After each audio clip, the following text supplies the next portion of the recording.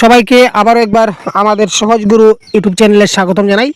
7 ফেব্রুয়ারি বা 7 ফেব্রুয়ারি আমাদের যে এক্সামটা হয়েছিল আপনারা সবাই জানেন।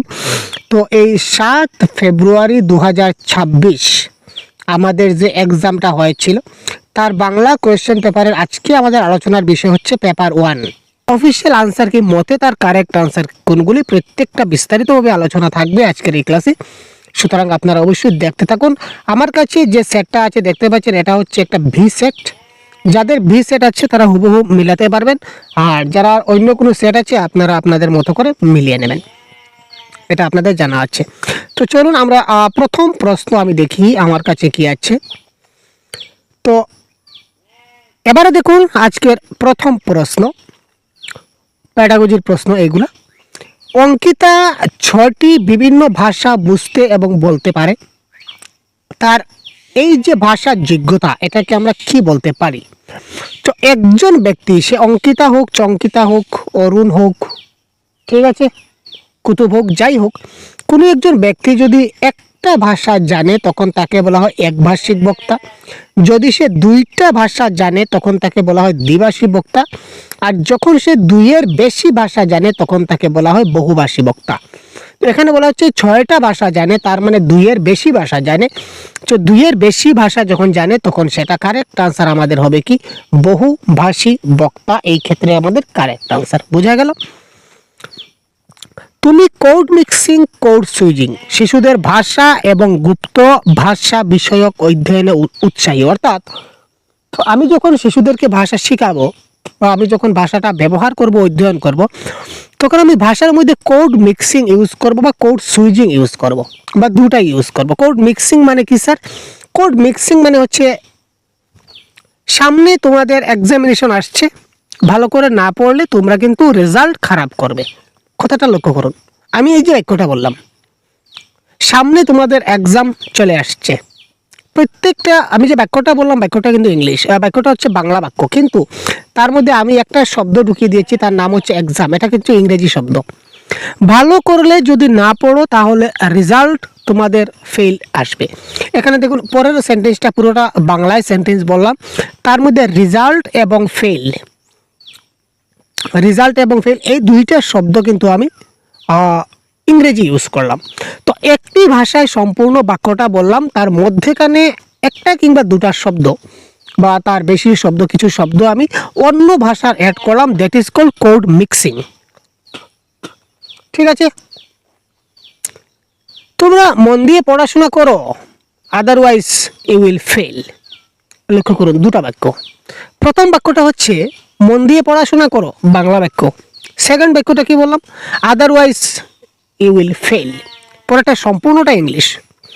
এক বাক্য বলতে বলতে আমি যখন অন্য এক ভাষায় বলতে বলতে আমি যখন অন্য ভাষায় সেন্টেন্স পুরোটা বলে দেব, তখন সেটা হয়ে যাবে কোড সুইচিং। ক্লিয়ার? এক কথায় বুঝালাম।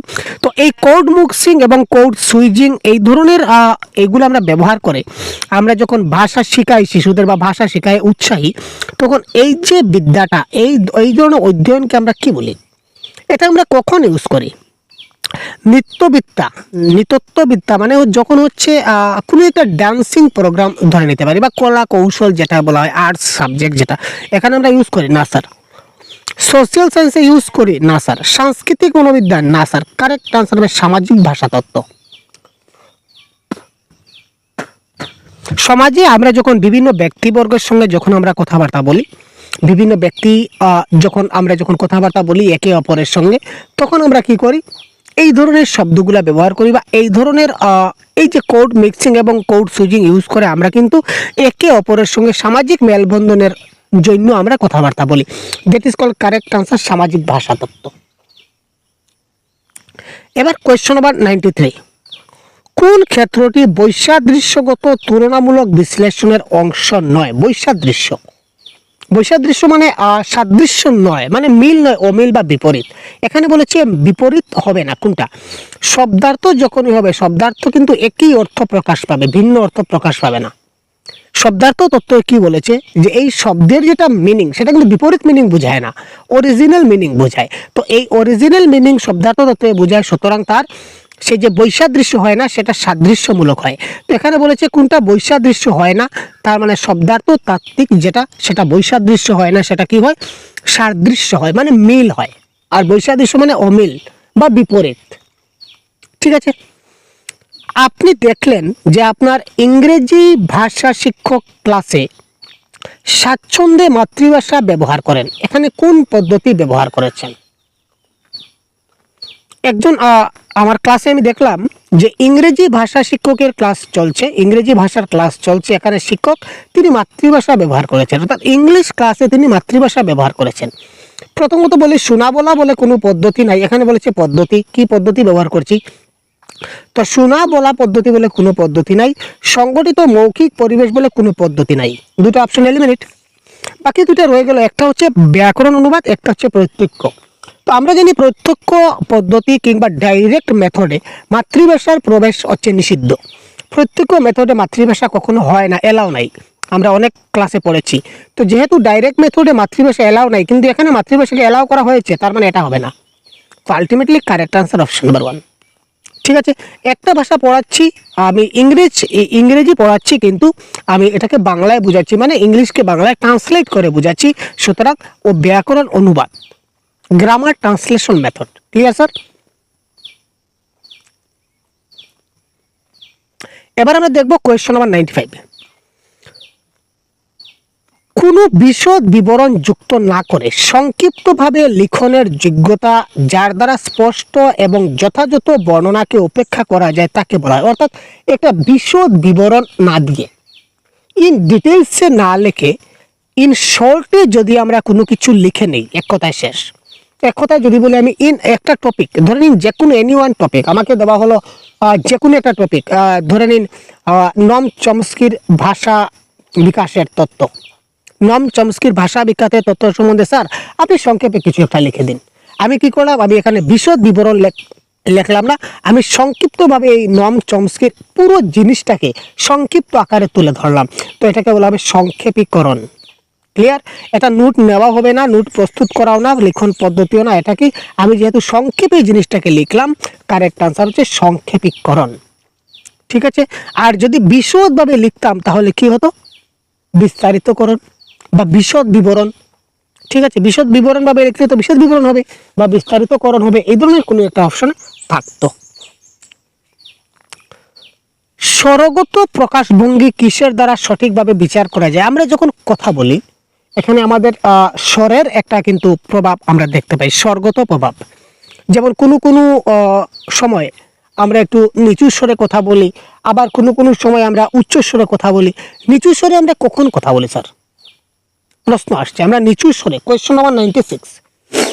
আপনি দেখবেন, আপনি যখন অনেক দুঃখ ভারাক্রান্ত আপনার মন থাকবে, অনেক দুঃখ ভারাক্রান্ত জর্জরিত যখন মন থাকবে, তখন আপনার কিন্তু ভালোভাবে কথা বলতেই আপনার ইচ্ছা হবে না। হবে কি? হবে না, তাই না? তো এই যে আপনার যে কথা বলতে আপনার এই সময় আপনি আপনার যে সুরটা উচ্চ স্বরে কথা বলতে আপনার ইচ্ছা হচ্ছে না, আপনি আস্তে আস্তে ঠান্ডা মাথায়, মানে খুব দুঃখ ভারাক্রান্ত মনে কথা বলবেন। এটা কারণ কি? কারণ আবেগ, এটা একটা আবেগে কাজ করছে। দুঃখ মানুষের কখন হয়? আবেগিক দিক দিয়ে দুঃখ হয়, তাই না? ইমোশন। তো এটা কারেক্ট আনসার হবে স্বরের আবেগ। একটি ক্লাসরুমে বসার ব্যবস্থা শিথিল হওয়া উচিত, এটার কারণ কি? কারণ হচ্ছে, আমরা অপশনগুলো দেখি, 97 অপশনগুলো দেখলে আমরা বুঝবো। ক্লাসরুমে যে বসার ব্যবস্থাটা শিথিল হওয়া উচিত, এটি খুব সহজে বিভিন্ন দলের সঙ্গে সংযোগ সাধন যুগ্মভাবে এবং সামগ্রিক শ্রেণীকক্ষের সঙ্গে সংযুক্ত হতে সাহায্য করে। এটা আপাতত কারেক্ট মনে হচ্ছে, থাক। এটি শিশুদের যেখানে খুশি যখন খুশি তাদের বসার জায়গা পরিবর্তন স্বাধীনতা দেবে তা না। তা যদি করি তাহলে ছাত্রছাত্রীদের মধ্যে কি হয়ে যাবে, একটা বিবাদ সৃষ্টি হয়ে যাবে। আমি এখানে বসবো, তুই এখানে বসবি না, তুই এখান থেকে সর বলে ধাক্কা ধাক্কি এইসব শুরু হয়ে যাবে। তো এই ধরনের স্বাধীনতা দেওয়া যাবে না, শিক্ষক সেটাকে সম্পূর্ণ মনিটর করবেন বা কন্ট্রোল করবেন। এটা তো হচ্ছে না। এটি শিক্ষককে তার ক্লাসরুমে সাম্যতা আনতে সাহায্য করে। ক্লাসরুমের সাম্যতা কি করে আসবে? ক্লাসরুমের সাম্যতা তো এমনিতেই আছে ভাই, সাম্যতা আনার জন্য এই বসার ব্যবস্থা শিথিল হওয়ার কোনো সংকেত আমরা দেখতে পাচ্ছি না। এটি শিশুদের একটি নির্দিষ্ট দলে বন্ধুত্ব রাখা থেকে প্রতিরোধ করে, মোটেই না। এটা প্রতিরোধ করবে না, বরঞ্চ বন্ধুত্বকে মজবুত করবে। কারণ ধরে নিন, আমি এই কথাটা কেন বললাম, এটার জন্য আরেকটা উদাহরণ আমি দিই। এটা হচ্ছে আমার ক্লাসরুম।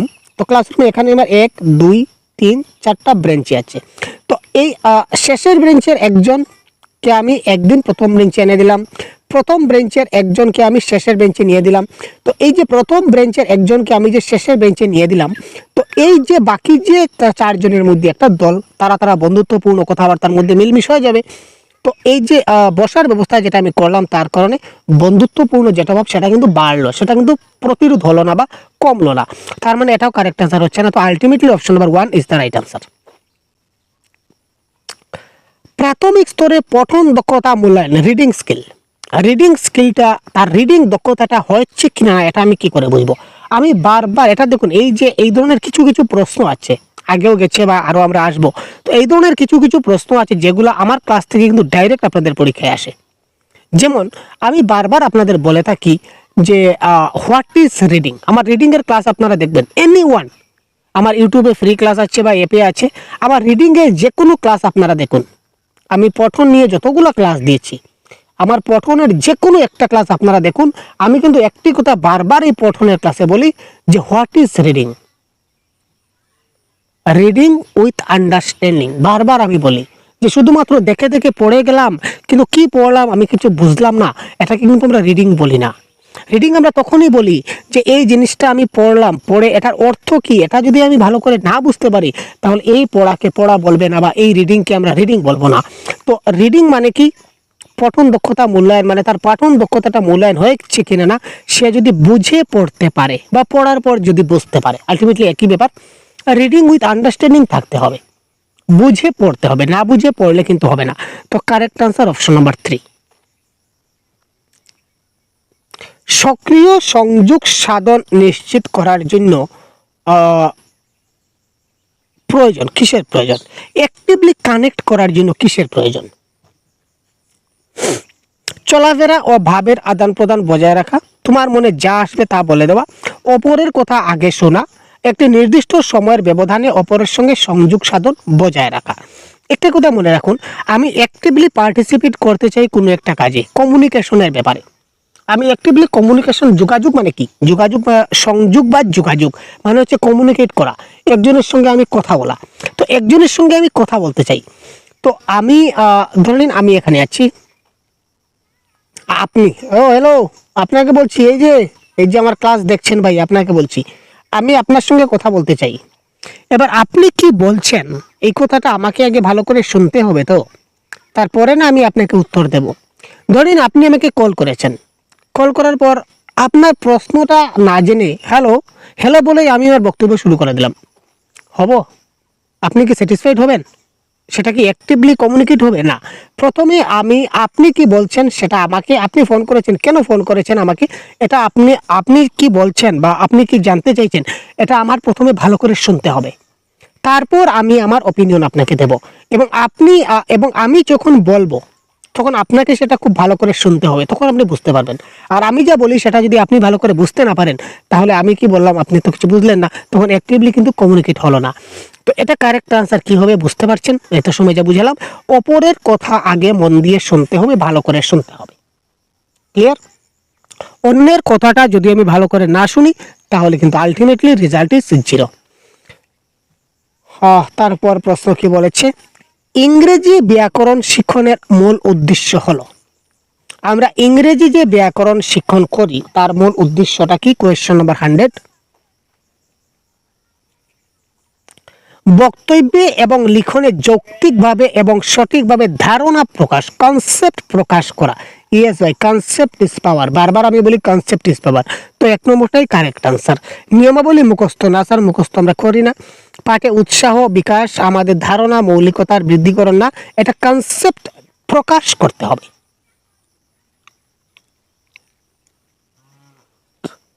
আপনি একটা জিনিস বুঝলেন, আমি যে করাচ্ছি, আপনি ক্লাসটা খুব ভালো করে বুঝতে পারছেন, কিন্তু এই ক্লাস থেকে যদি কোনো প্রশ্ন আপনার পরীক্ষায় আসে, আপনি উত্তর দিতে পারলেন না, ঠিক আছে, তো এই ক্লাসটা বোঝার আপনার মানে কি হলো?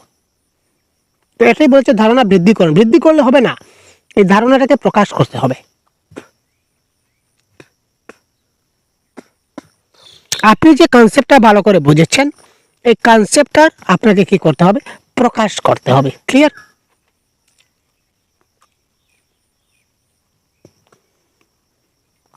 প্রাথমিক স্তরের ছাত্রছাত্রীদের মধ্যে লিখন দক্ষতা বিকাশের ক্ষেত্রে একজন শিক্ষকের কোন বিষয়ে লেখার জন্য ছাত্রছাত্রীদের উৎসাহিত করা উচিত? প্রাথমিক স্তর বলতে আমরা বুঝতে পারি ক্লাস 1 to 5। তো ক্লাস 1 to 5 এর বাচ্চাদেরকে আমরা যখন লিখন দক্ষতা বিকাশ ঘটাতে চাই, তখন আমরা কোন বিষয়ে তাকে লিখতে দিতে পারি? ধার্মিক বিষয়ে, ব্যক্তিগত জীবন বিষয়ে, সামাজিক সমস্যা, নাকি জাতীয় বিষয়? ধার্মিক বিষয় লেখানোটা মোটেই উচিত নয় আমি বলবো কোনো সময়ই। কারণ তার ফলে কি হবে, এই যে ধর্ম নিয়ে যেটা বৈচিত্র্য আমরা বলে থাকি, এটা কিন্তু নষ্ট হয়ে যাবে। ক্লিয়ার না? সে তার ধর্মের লিখবে, আমি আমার ধর্মের লিখবো, এটা একটা কি ধরনের হয়ে গেল না? তো এই জন্য ধার্মিক বিষয় তো কখনো হচ্ছে না। জাতীয় বিষয় নিয়ে সে পারবে না। কেন পারবে না? সে প্রাথমিক স্তরে আছে। সামাজিক সমস্যা সম্বন্ধে এখন সে কি বুঝে, কিন্তু তাকে যদি ব্যক্তিগত জীবন নিয়ে যদি লিখতে বলি, তাহলে সে কিন্তু লিখে দেবে। ব্যক্তিগত জীবন বলতে কি, তোমার সম্বন্ধে তুমি আজকে বাড়িতে কি কি করেছো, এগুলো লিখে দাও। তুমি আজকে সকালে কয়টার সময় ঘুম থেকে উঠে লিখো, ঘুম থেকে উঠার পর তুমি কি কি কাজ করলে, সে সেটা লিখে দেবে। এবার যদি তাকে বলা হয় জাতীয় একটা বিষয়, ভাই ইউনিটি ইন ডাইভার্সিটি, বিবিধতার মধ্যে ঐক্যতা, এই বিষয়ে তুমি কিছু লিখে দেখাও, সে কি পারবে? সামাজিক সমস্যা, বর্তমান আমাদের ভারতবর্ষে বেকার সমস্যা একটা বিরাট সমস্যা, এই বেকার সমস্যা সম্বন্ধে তুমি আমাকে এক প্যারাগ্রাফ লিখে দেখাও। ক্লাস 1 থেকে 5 এর বাচ্চা সে কি পারবে? আপনি বলুন, পারবে না। কিন্তু ব্যক্তিগত জীবন নিয়ে তাকে যদি লিখতে দেওয়া, সে কিন্তু আমাকে লিখে দেখাবে। ক্লিয়ার? তো এই কারেক্ট আনসার হচ্ছে ব্যক্তিগত জীবন। পরবর্তী প্রশ্ন, আপনি আপনার ক্লাসের শিক্ষার্থীদের ব্যক্তিগত পার্থক্যগুলিকে চিহ্নিত করতে চান, মানে ইন্ডিভিজুয়াল ডিফারেন্সেস, যে কোন ছাত্র কোন দিকে মজবুত আছে, কোন দিকে দুর্বল আছে। ক্লিয়ার? যে কোন ছাত্র কোন দিকে আমার মজবুত আছে, কোন দিকে দুর্বল আছে, এই জিনিসটা আপনি বাছাই করতে চাইছেন। তো তার জন্য আপনি কি ধরনের আপনি অ্যাসেসমেন্ট করবেন? ডায়াগনস্টিক অ্যাসেসমেন্ট, ফরমেটিভ, সামেটিভ না পিয়ার? সামেটিভ তো এখানে হবে না, ডাইরেক্ট কেটে দিই। পিয়ারও এখানে আমরা কিছু দেখতে পাচ্ছি না। আপনাদের কনফিউশন হবে এই ডায়াগনস্টিক অ্যাসেসমেন্টে এবং ফরমেটিভে।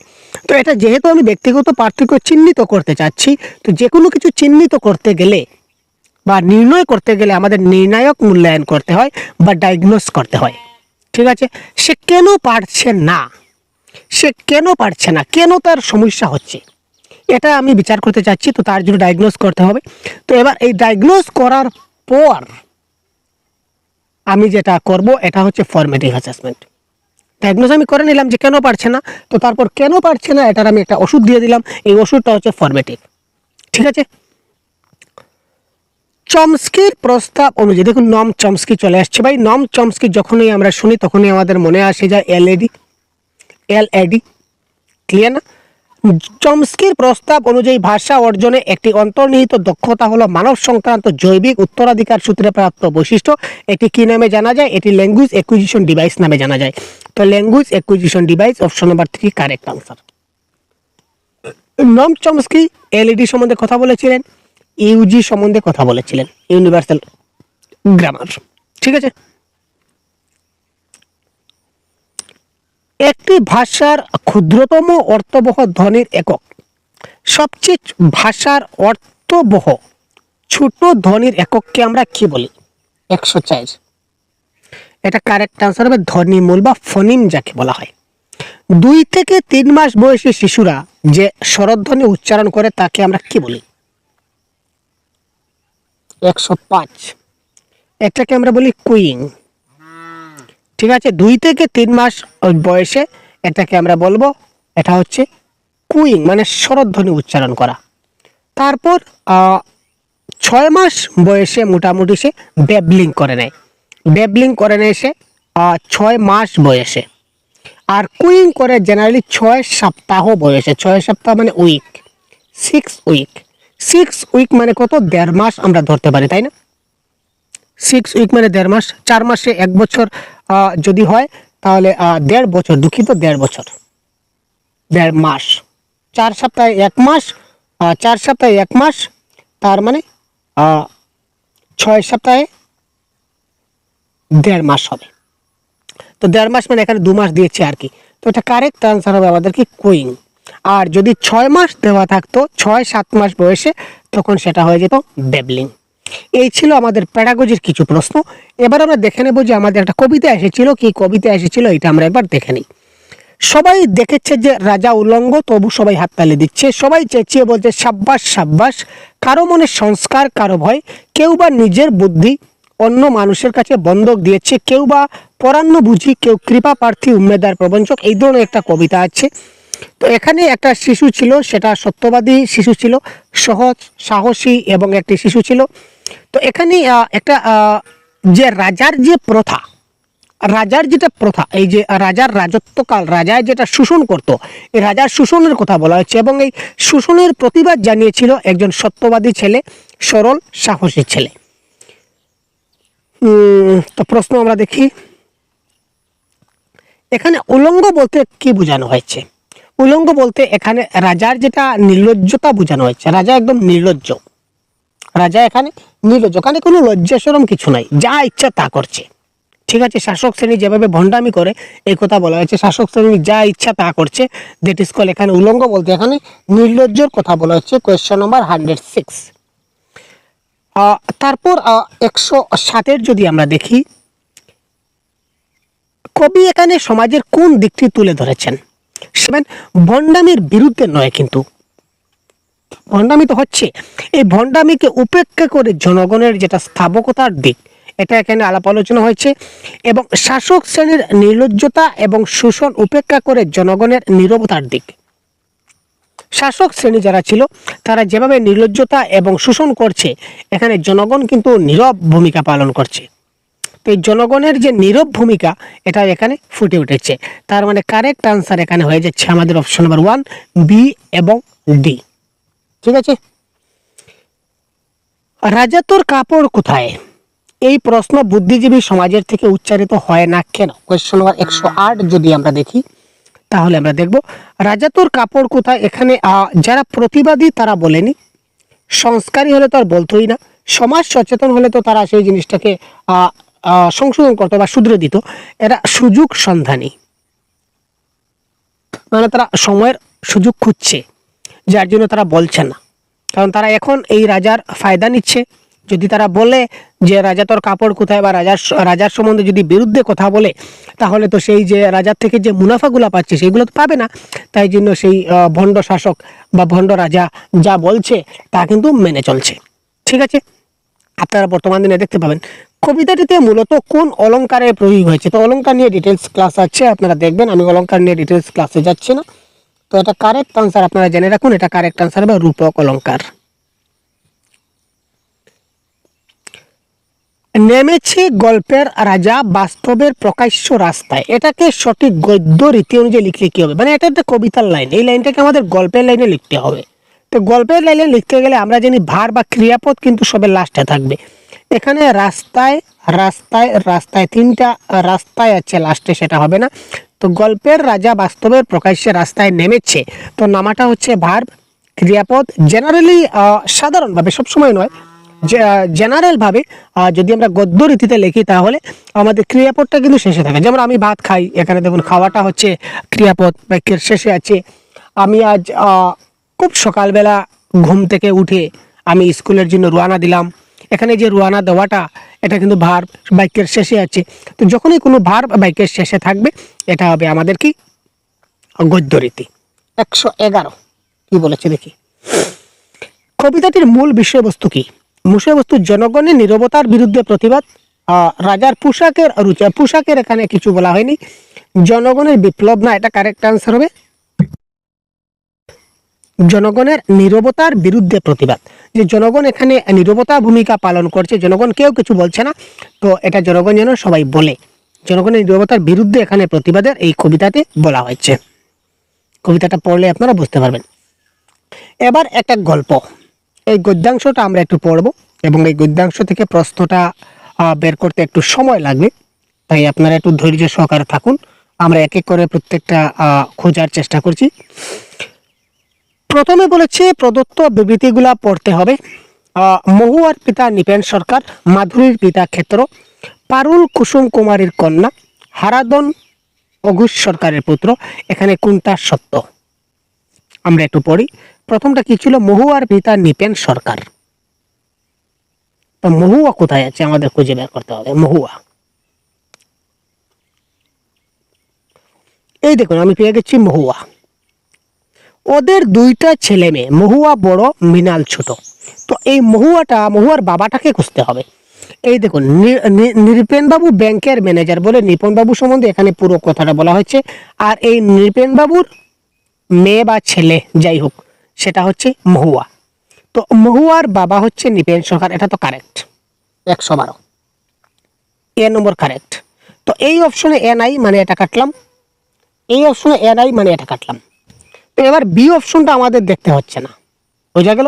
কারণ এই অপশনে সি আছে আর এই অপশনে ডি আছে, হয়তো সি কিংবা ডি দুটা থেকে একটা কারেক্ট অ্যান্সার হবে। তার মানে বিটা খুঁজে আমাদের সময় নষ্ট করে লাভ নাই। এবার আমরা পারুল কুসুম কুমারীর কন্যা হবে না হারাধন অঙ্কুশ সরকারের পুত্র হবে, এটা আমাদের খুঁজতে হবে। তো আমরা দেখে নিই পারুল কুসুম কুমারীর কন্যা এটা সঠিক কিনা না। তো পারুল আমাদেরকে খুঁজতে হবে। আবার পারুল কোথায় আছে? এই প্যাসেজ থেকে আনসারগুলা কিন্তু একটু হালকাভাবে আমাদের পুরো প্যাসেজে কিন্তু চোখ বুলাতে হয়, তারপর আমরা আনসারগুলো করতে পারি। এখানে পারুল কোথায় আছে আপনারা দেখুন তো। আমি কিন্তু পারুলকে ঠিক খুঁজে পাচ্ছি না। আমি কিন্তু আগে খুঁজিনি ভাই, তো আপনাদেরকে সাথে নিয়ে এই লাইভ ভিডিওতে আমি এগুলো খোঁজার চেষ্টা করছি। এখানে পারুল, এই দেখুন পারুল থাকে ভবানীপুরে। এবার পারুল কার কি? ওর স্ত্রী 85 বছরের কুসুম কুমারী বেঁচে আছেন, ওদের ছোট মেয়ে পারুল। তার মানে পারুল হচ্ছে কুসুম কুমারীর মেয়ে কিংবা ছেলে, মেয়ে হবে। কুসুম কুমারীর মেয়ের নাম হচ্ছে পারুল। দেখি তো, হ্যাঁ পারুল কুসুম কুমারীর কন্যা। তার মানে এ এবং সি দুটা কারেক্ট। তো এ এবং সি দুটা কারেক্ট, এইখানে কারেক্ট আনসার হবে অপশন নাম্বার 2। অঙ্কুশ সরকার মৃত্যুর পর ওই বাড়িতে কুসুম কুমারী সহ মোট কতজন সদস্য ছিল, এটা আমরা দেখবো 113। এই দেখুন অঙ্কুশ সরকার আর বেঁচে নেই, মানে অঙ্কুশ সরকার এখন কোথায় ভাই? মারা গিয়েছেন, ঠিক আছে। তো ওই তিনতলা বাড়িতে কুসুম কুমারী দেবী ছাড়া, তো প্রশ্নে দেবী ছাড়ানি না আর সঙ্গে আছে কুসুম কুমারী সহ বলেছে, ঠিক আছে। তো সেই কুসুম কুমারী সহ আর কয়জন আছে এটা আমরা এবার দেখে নেব। কুসুম কুমারী সহ কতজন সদস্য আছে? তো কুসুম কুমারী দেবী একজন, তাছাড়া নৃপেন বাবু তার স্ত্রী, ঠিক আছে, নৃপেন বাবু একজন, তার স্ত্রী একজন, এখানে দুইজন ছেলে মেয়ে মানে দুইজন, আরো তিনজন কাজের লোক। তো তিনজন কাজের জন্য মানে 1 2 3, তো টোটাল কত হলো? 1 2 3 3 4 5 6 7 8 জন। তো এই বাড়িতে টোটাল কতজন ছিল? 8 জন মানুষ ছিল। তো কারেক্ট আনসার 8 হবে। 8 কোথায় আছে আমরা দেখে নিই। এই দেখুন option number 8 is the right answer of this question. Clear? এবার দেখুন রাজ্যপাল কোন সমাস, এটা কিন্তু একটা সমাসের প্রশ্ন, বাংলা ব্যাকরণ। যারা সমাসের ক্লাসগুলো দেখেননি আপনারা অবশ্যই দেখবেন বলে আশা রাখছি। তো এটা কারেক্ট অ্যান্সার হবে সম্বন্ধ তৎপুরুষ, তৎপুরুষের একটা ভাগ। সম্বন্ধ তৎপুরুষ হচ্ছে রাজ্যপাল। যখনই সময় পাই তখনই ছবি আঁকে, বারবার আমি ক্লাসে বলি। তো যখন তখন যে সে যারা তারা যখনই বাক্য থাকবে এই বাক্যটা আমার জটিল বাক্য হবে। এবার বলেছে দূরান্তর। তো দূরান্তরকে যদি আমি সন্ধি করি তাহলে কি হবে স্যার? দূর প্লাস অন্তর, দূর প্লাস অন্তর। তার মানে এখানে অ প্লাস অ, দূরের অ আর অন্তরের অ। তো অ প্লাস ও কোথায় আছে? অ প্লাস অ ইকুয়াল টু আ। তো অ প্লাস অ ইকুয়াল টু আ অপশন নাম্বার 4 দেওয়া আছে। তো 116 correct answer option number 4। Ankush সরকারের বার্ধক্যের জন্য বেশ কাজকর্ম কমিয়ে দেওয়ার ক্ষেত্রে ছেলেকে উকিলবাবুর কাছে রেখে দেশে চলে গেল। বাক্যটির সাধু ভাষার আর রূপ কি? 117। সাধু ভাষা থেকে চলিত ভাষায় করা মানে একদম ভেরি ইজি। ভেরি ইজি কি করে আমি কিছু জানি না, তারপরেও আমি কিন্তু পারবো। সাধু ভাষা চলিত ভাষা যদি না জানি তাহলে পারবো। অঙ্কুশ সরকার বার্ধক্যের জন্য বেশ এখানে দেখুন প্রশ্নে হচ্ছে কমিয়ে আর এখানেও আছে কমিয়ে, তার মানে এটা হবে না। দেওয়ার ক্ষেত্রে ছেলেকে উকিলবাবুর কাছে, কাছে এখানে কাছে আছে, তো এটা তো হবে না, এটা তো আগেই কাটলাম। কাছে রেখে, এই দেখুন রেখে, ঠিক আছে রেখে। তো এই বাক্যে রেখে আছে, তার মানে অপশন নাম্বার 2 হবে না। রেখে দেশে চলে গেল, এখানেও চলে আছে এখানেও চলে আছে, তার মানে অপশন নাম্বার 3 হলো না। তো correct answer option number 1। Ankush সরকারও বার্ধক্যের জন্য কাজকর্ম বেশ কমাইয়া, তো কমিয়ে থেকে পরিবর্তন হয়ে কমাইয়া সাধু ভাষায়। দেওয়ার ক্ষেত্রে ছেলেকে উকিল বাবুর কাছে থেকে নিকটে, রেখে থেকে রাখিয়া, চলে থেকে চলিয়া। ঠিক আছে, সাধু ভাষায় বড় সেন্টেন্স ইউজ হয় আর চলিত ভাষায় ছোট টার্ম ইউজ হয়।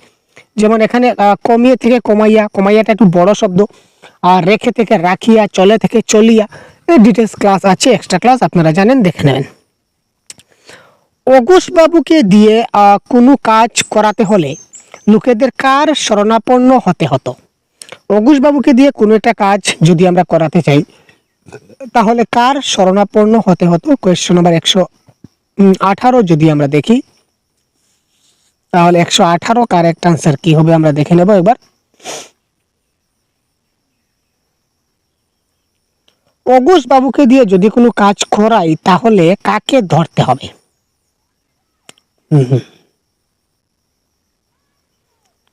এখানে আলিপুর কোর্টের কত উকিল ওকে বলতেন ক্ষেত্র, তুমি স্যারকে একটু বুঝিয়ে বলো এই মামলাটা নিতে রাজি করাও, তুমি সাহায্য না করলে আমরা নির্ঘাত হেরে যাব। ক্ষেত্র দেশে চলে গেলে অঘোষ সরকার চোখে অন্ধকার দেখতেন। তার মানে অঘোষ সরকারের কাজের জন্য ক্ষেত্র কিন্তু সাহায্য করতো, এবং অঘোষ সরকারের কাজ করানোর জন্য, অঘোষ সরকারকে দিয়ে কাজ করানোর জন্য মানুষ কিন্তু ক্ষেত্রকে ধরতো। মানে ক্ষেত্র একদম ডাইন হাত বা দক্ষিণ হাত আমরা বলতে পারি। এই দেখুন এখানে দেওয়া আছে, আরেকটা কথা দেওয়া আছে ডাইরেক্ট, সেই ক্ষেত্রে কালে কালে অঘোষ সরকারের দক্ষিণ হস্ত হয়ে যায়। আমরা বলি না তোমার তো ডাইন হাত আছে ভাই, মন্ত্রী তোমার ডাইন হাত, তোমাকে কে কি করবে, এই কথা আর কি। তো অঘোষ সরকারের দক্ষিণ হস্ত হয়ে গেল কে? ক্ষেত্র। তার মানে এখানে আলটিমেটলি সব দিক দিয়ে বিবেক বিবেচনা করে দেখলাম কারেক্ট আনসার ক্ষেত্রই হবে। তো এই পরিবারের দুঃখের কারণ কি? তো এই পরিবারের দুঃখের কারণ এখানে আমরা লুকিয়ে আছে, আমরা একটু এখানে খুঁজবো। এই দেখুন, এই পরিবারের একমাত্র দুঃখের কারণ হচ্ছে মৃণাল, কারণ সে বুবা এবং কালা। বুঝা গেল? এই পরিবারের একমাত্র দুঃখের কারণ হচ্ছে মৃণাল, সে বুবা এবং কালা। মানে সে বুবা মানে কি, কথা বলতে পারে না, কালা মানে কানেও শুনতে পায় না। তো অ্যাকর্ডিং টু দিস অপশন, কোথায় অপশনটা আছে, নিপেনের পুত্র সন্তানটির বাচন এবং শ্রবণ ক্ষমতা না থাকা, এটা হবে কারেক্ট আনসার। বুঝা গেল? নৃপেন সরকার কোথায় থাকতেন? কারেক্ট আনসার নৃপেন সরকার কোথায় থাকতেন? 120 নম্বর প্রশ্ন আমরা দেখে নিই কারেক্ট আনসার কি দাঁড়ায়। কলকাতার ভবানীপুর, বিদেশ, কলকাতার শ্যামবাজার নাকি দিল্লিতে? নৃপেন সরকার কোথায় থাকতেন? তো যেহেতু তিনি থাকতেন তো তিনি প্রথম দিকে থাকবেন নৃপেন সরকার। এই দেখুন এখানে শুধু থাকতেন নৃপেন। নৃপেন কোথায় থাকতেন? কলকাতার মানুষ অঘোষ সরকারের নাম শুনেছে। অঘোষ সরকার তিনি শ্যামবাজারে থাকতেন, শ্যামবাজারে থাকতেন। এখানে তার লেখা আছে যারা, তারপর আরো কি দেওয়া আছে, এই দেখুন অঘোষ সরকার আর বেঁচে নাই, তাই এখানে তার ছোট ছেলে নৃপেন থাকে। তার মানে নৃপেন তো বাবার বাড়িতে থাকে, তো শ্যামবাজারে থাকে। কারেক্ট আনসার হচ্ছে এখানে শ্যামবাজার। অঘোষ সরকার থাকতেন শ্যামবাজারে, জিনিসটা কনসেপ্ট এখানে দেখুন, অঘোষ সরকার থাকতেন শ্যামবাজারে। তো অঘোষ সরকার এখন মারা গেলেন, তারপর এখানে তার ছোট ছেলে নৃপেন থাকে, তার মানে নৃপেন কোথায় থাকে? শ্যামবাজারে থাকে। তো correct answer Shyambazar is the right answer. কলিকাতার Shyambazar is the right answer. তো এই ছিল আজকের ক্লাস। ঠিক আছে, সবগুলা প্রশ্ন ডিসকাস করলাম। তো পরবর্তী সময় আর অন্য ক্লাস আপনারা দেখতে পাবেন। তো আজকে এই পর্যন্ত বিদায় নিচ্ছি। সবাই ভালো থাকবেন, সুস্থ থাকবেন, ধন্যবাদ।